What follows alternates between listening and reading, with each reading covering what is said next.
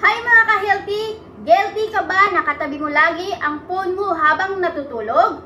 Ako dati ganyan din. Pero alam mo ba na hindi yan good for your health? Kung habit mo na itabi ang phone mo sa ulo habang natutulog, stop na. Bakit nga ba? Pag-usapan natin mga ka-healthy. Una, may blue light na nakaka-disrupt ng melatonin. Dahil dito, hirap ka makatulog ng matagal at mahimbing.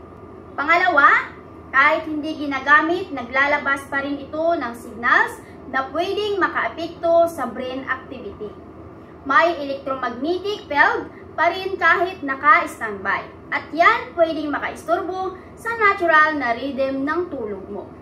At higit sa lahat, prone ka pa sa biglang pag-vibrate o tunog na makakadisturbo sa deep sleep mo.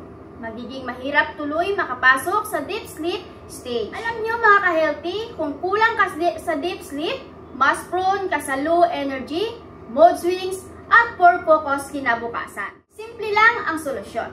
Mas safe ka-healthy kung ilalagay ang phone sa nightstand or kahit mga 2 feet away. Remember, ang quality sleep ay equal sa quality health.